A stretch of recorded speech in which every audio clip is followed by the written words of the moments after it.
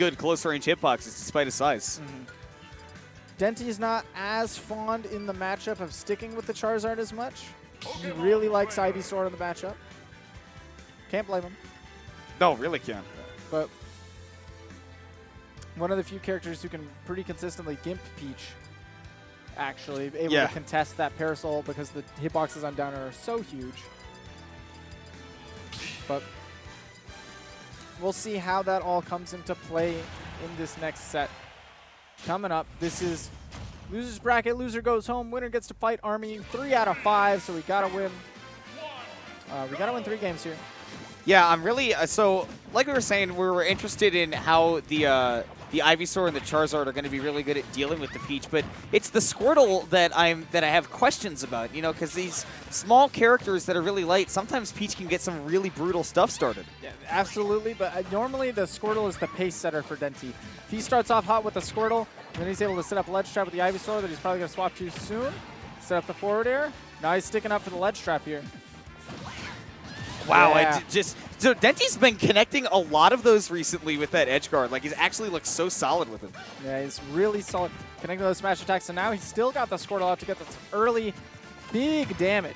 Big damage. Don't have to be Yoshi to be big. Absolutely not. Stuck on this platform, that was a terrifying position to be in. Orex was like, hey, buddy, you going to do something? Denti was like, nah, dude, I'm chilling. He was like, I'm good, man. Said, make me press a button, I dare you. Denti, okay, so, I mean, yeah, Denti's really been showing off how familiar he is with this character. Been mixing up the recoveries really well. Had that wall jump with the Squirtle. You know, it does a lot of that jump away, jump back in with the Flamethrower with the Charizard once we get there. But, Neighbor, we haven't even gotten the chance to see the Charizard yet. Of course, because Squirtle was running the show. Once he got to that 60%, he's like, all right, I don't necessarily want to die to a Randy Peach forward air at the ledge, so I'm going to the Ivysaur a little bit thicker. Ooh. Interesting that Denti waited for an approach from Orex to try to grab. That's a situation where he almost always goes for a forward smash. Great DI. All right, now to the Charizard. That was a low air dodge. I'm surprised. He barely made it back. Yeah, that fastball was real scary. He just didn't want to get caught by that forward air out there. I don't blame him. Forward throw, though? Yeah, forward throw to set back up. Now I wouldn't be surprised. Wow, he actually goes right back on stage. Get up attack is a pretty common ledge option against Peach because she's going for that float a lot. You can snipe her out of the air. I tried to catch that early jump with that back air, but he just scares Orex to death. Scared to death. Absolutely. One of my favorite combos in the game. Scared to death, man. Right up there with taunt to get bodied. Ooh, that's... Wow, I'm surprised he wasn't able to get the up smash fast enough. I think it just didn't hit low enough to the ground. Peach does pancake a little bit with that forward air. Not only that, but Orex had a really great drift away as well.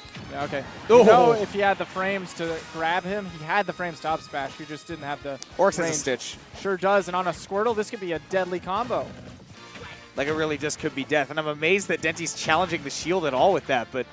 You know, Orex just kind of sees the way he's playing around it and says, look, I'll throw it, I'll see if it hits, but I'm not going to stress myself out about it. Denti ledge trapping with a Squirtle has been phenomenal. Kind of like underrated the amount of tools that this character has for that ledge trap. Oh, yeah. I mean, the character has basically Diddy Kong forward air. Not quite as strong, but yeah, pretty much. Does, you know, covers that same area. Not maybe the stupid range, but boy, does he cover the same area. There we go. Just dash up when he saw that turnip pull. This is a bad situation for Orex. Now Denti just needs to hit him with that water gun again, and he's going to probably be forced to use the Parasol. Score! Score! That's a punish. He gets a chance to set this all back up again, although Orex has his double jump, so he'll make it back. Yeah, he no did issues. touch the ground. But that forward throw's almost killing. Denti can look for the back throw yeet now.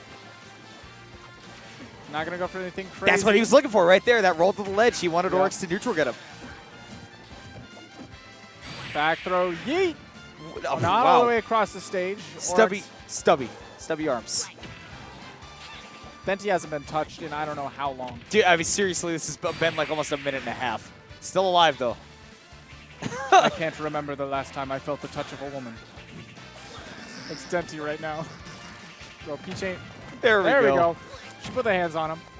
And now this is Peach with rage, too, so I mean, like, now I'm just scared. Literally, Denti could die right now. Yeah. But he knows that it's just one grab away from doing it. Finally catches that. So, yeah, Orex did not get to play for like a minute and a half. At least.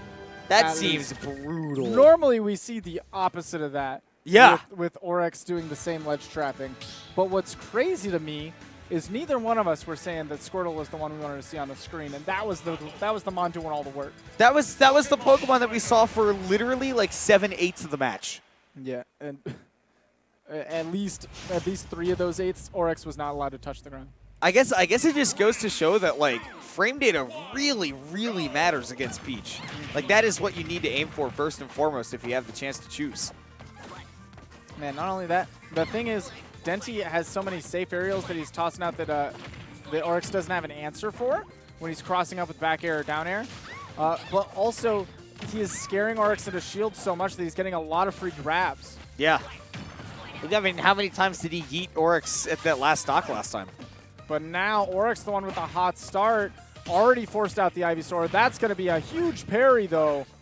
Normally, it's very difficult to punish that forward air with with the grab that Ivysaur has, framed like 17 out of shield. Whoa, that's actually brutal. Yeah, that's not going to catch any forward airs. Especially not from Peach. Yeah. Thing's got shield stun for days. But now, once again, that shield pressure pretty good for both players. And Orex gets that ledge trap set up. Like we were saying, as much as Denti was doing that ledge trap, as much as we were hullabalooing about that, you know, Peach has a lot of tools to do the same. Oh, dashes in, tries to get that punish, but... Got a Flare Blitz. Yeah, fights through with his armor, so he doesn't get bopped by the turnip, but he does get bopped by the back air, catching that neutral get up. Yeah, second time we've seen Denti opt for that get-up attack, and it didn't work. Skipping Squirtle entirely, which is interesting being the MVP of the last game. Just going for the, maybe he's got like perfect kill confirm percents for Ivysaur. Wouldn't be anymore if that was the case. He's put on quite a little bit of damage. That's true, but you know, Ivysaur still has that raw kill potential. Gaining a lot of percent though. Woo! Yeah, still challenging him with that Vine Whip through the stage, just letting him know, man, I'm here. Not as easy to punish as you might think, even though he is re-grabbing the ledge. That Vine Whip has a lot of shield stun, and if you're out of range for it to be shielded, you're not close enough to get that punish fast enough. The only thing you can hope to do is catch the buffered get-up option. Yeah, man. Oh, man, Denti just continuing to harangue that ledge with the Razor Leafs, not giving Orex the chance to go low. Okay, forward throw is going to reset the ledge situation. Pull up a turnip, see if he can catch that Vine Whip, but not quite. Okay, return to get around that turnip. No more veggie on veggie crime. Forward throw, though. Going to reset again at the ledge. Maybe a high flare blitz? Nah, the stage isn't big enough to go for something like that. I'm amazed that Denti faded in through that whole recovery. Dude has some guts. No, he doesn't. That's Charizard. Yeah. You're thinking of Heracross. Uh-oh. This could be a big, wow, but good DI in by Denti so that he doesn't get the combo extended. A lot of people associate combo DI with DI out, but not in this case. Yeah, not always. Ooh, down okay. air, into the up air, gave him the spores. Even Ivysaur has a stomp combo, dude. Of course. He hit him with the Peach has been paralyzed. Peach may be unable to move. Yeah. Peach is unable to move due to paralysis.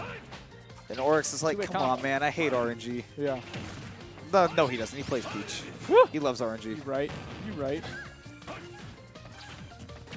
All right, but now Orex getting control of center stage once again with that grab, catching Denti shielding a lot when he's above him. Because of that shield pressure he's been putting on, it's just kind of that just associates with a lot of hard offense and that you got to get away.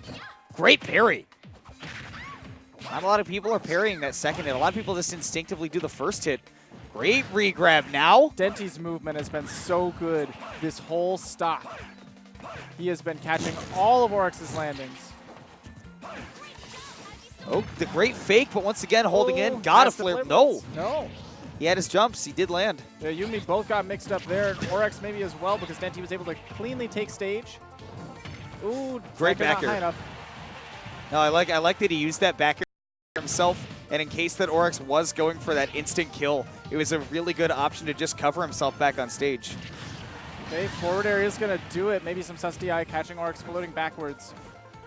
But he is sitting at such a high percent. Even with Charizard, that out smash catching the roll. Read the roll. Is going to do it. The Book of Denti.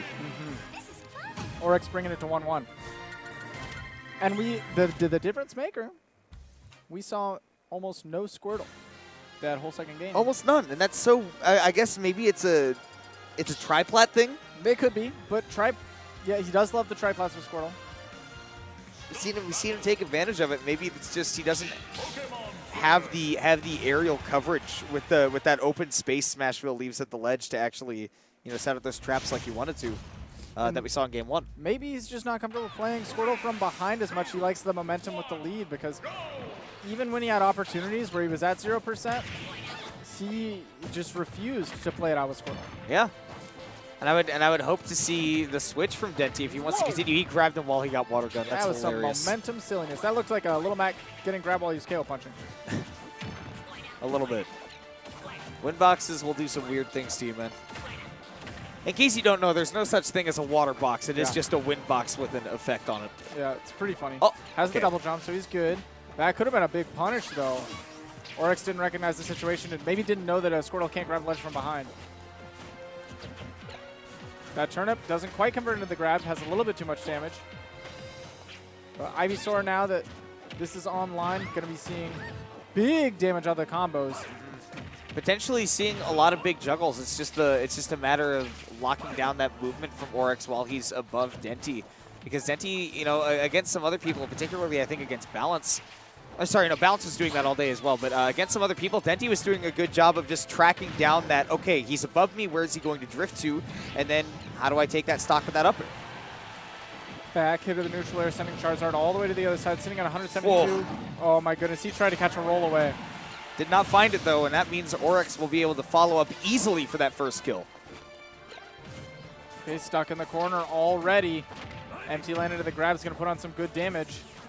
And Orex knows when to not overextend, going and dashing and getting the shield instead of aggressive. Ooh, big opportunity there for Denti. Goes for a grab to set up for another juggle situation. Great coverage with a back air, sets up a position on the platform. Winning this low parasol, but it's really hard to react to that kind of a situation. You just have to make some reads. So I'm seeing from both of these players that we're seeing a reluctance to land on that side platform to get away and make them chase you up there. They're mostly just landing right back onto that stage. See there, Denti lands on that platform, doesn't immediately retreat to the corner, and he does get himself back to neutral. Right, that forward air covers almost the whole platform for Peach, and Denti can do a very similar thing with the up air that he has with Ivy. Forward air almost off the top. It's a big slap and move. Wow, he was really sharking for a jump from ledge. And this is normally where Orex shines, his ability to just not drop stocks. Yeah, his defense is so rock solid. I mean, look at how well he's able to just maneuver around everything Denti was throwing at him. But, I mean, so Denti sort of just like sitting on his pitch there. Is, he's waiting for Orex to jump from the ledge no matter what, continually covering it with that up air. And he says, well, eventually he'll think that I won't know mix-up forever, and then he'll jump from ledge. But he did, and so he got the kill.